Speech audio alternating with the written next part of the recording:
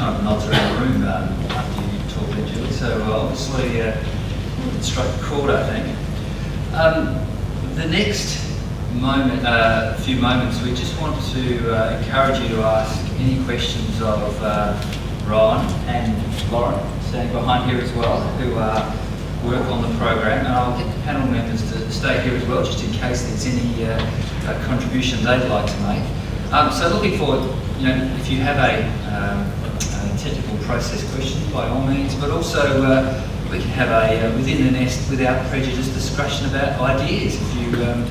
If you actually want to throw up an idea for discussion. So really, over to you for any questions.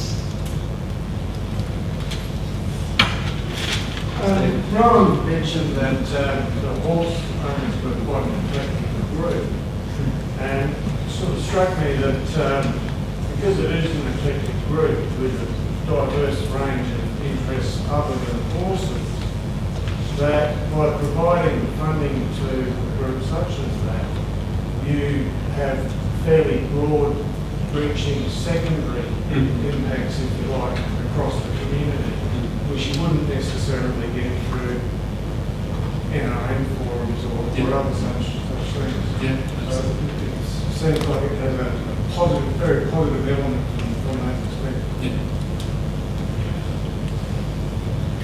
Well said.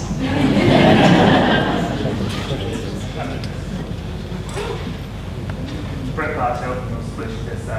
Is there a component of there needs to be a standalone package that you can put your hat on, like some of the organisations like to badge it as your road program, or is it aimed to be a value add to, for example, an existing program that you're running with the state farmer group or something like that, and add that onto extra session on the end of that program, and the funding we can use to design that and deliver that. I think it's fair to say that we don't need to extend our brand. You're all here, thank you. We've got no need to badge it as ours or make it a standalone or try and make it a champion or anything. If you've got a good idea and you can show it's really going to drive the reform agenda, then we'll grab it, regardless of how it's structured. So, and it meets our solution.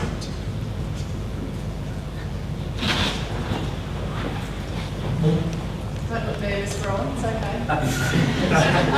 Ron, clearly this program's about adaptation, and Natasha mentioned that we've put up a project, one around adaptation, one that probably more had a mitigation feel to it. But I'm just wondering, from the state's perspective, are there programs that focus more on mitigation as that circular link, I guess, around adaptation, because they are obviously linked? But how does that work? Is there a mechanism in the state government to do that, or are you really leading mitigation stuff to the feds from a funding perspective? Okay, I think I'll tackle that question in complete government manner.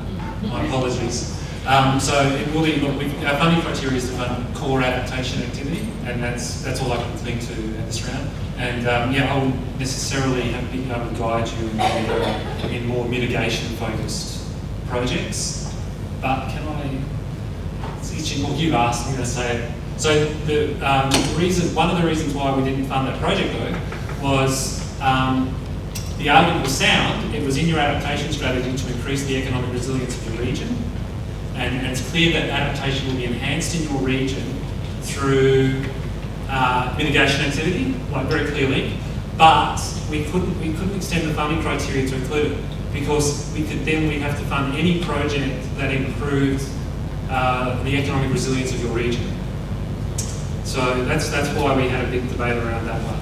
And so while we recognise your adaptation plan clearly articulates your vulnerability assessment, clearly articulates that economic development is really important to resilience and adaptation, it's really opened the door to anything if we stuck to that.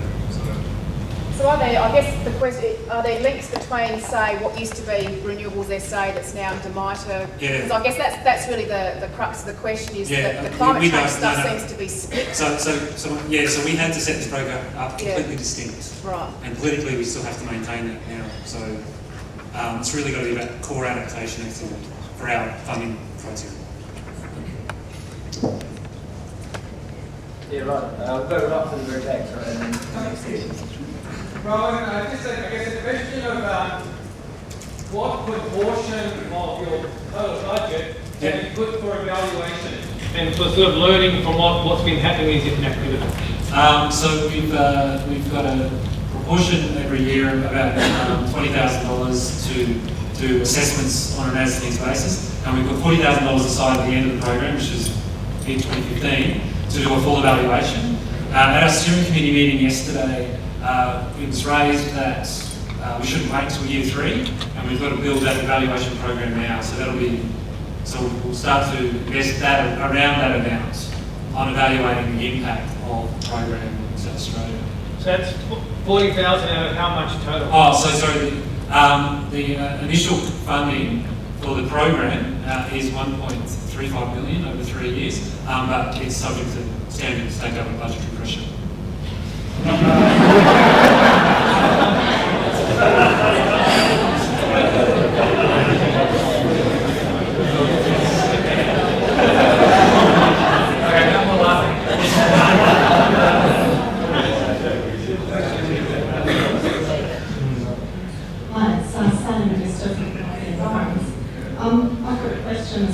As well as an idea that I've just conjured up listening to your presentations. I suppose my question was, would you support an industry-related project around an adaptation action, provided that there's research out there that that's the right action? I was just interested, of course, to say, okay, a component of your project was preparing the adaptation plan, but then the other component was the educational toolkit.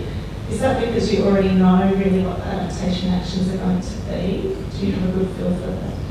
No, I guess I've got a feel for what our members are concerned about, because we have run workshops and surveyed them.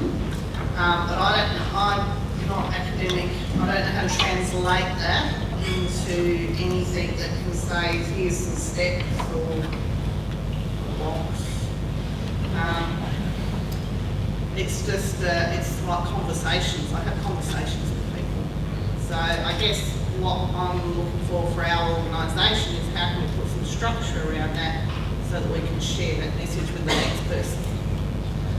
I just don't have the language to answer your question. And the reason why we funded that one was that it really was strategic reach, has the potential to be a big, broad reaching program and high impact.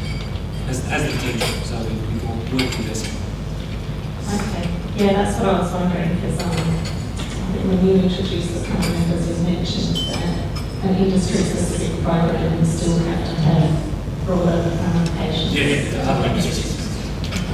I'm also on the board of Environmental Health Australia, so I'm studying foodborne illness impacts, waste management impacts from a heat wave, and be interested to see if there's any opportunities, as I said. Yeah, and WAMA will be interested in talking to you about as well.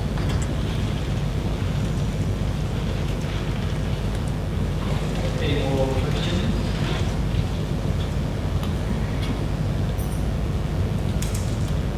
If not, we're getting close to time for afternoon tea, so just want to let them know 10 seconds more.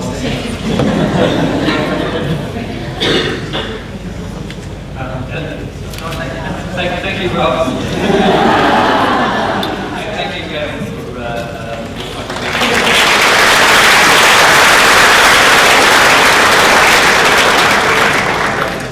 Sits around here.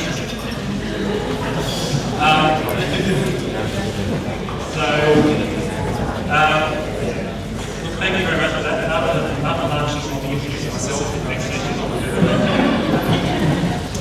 Right, pause for a second. After a second small lunch, we'll have another session on the region. So applications closed, let's look back at the diary on that. Thanks, diary. So just need to reinforce that the showcase dinner is back in this room tonight. So what will happen is at the end of the session we'll move out there and drinks and canapes. Everyone will participate in that. Those who are staying on for the dinner will then move in here at 6:30. So I'd ask you just to see the tables as everything you own and you want to keep on the tables. What will happen say. And so this was completed to have a recess at the end of all that. So, anyway, thank you very much for your time. We'll reconvene at 3:30 for the final session.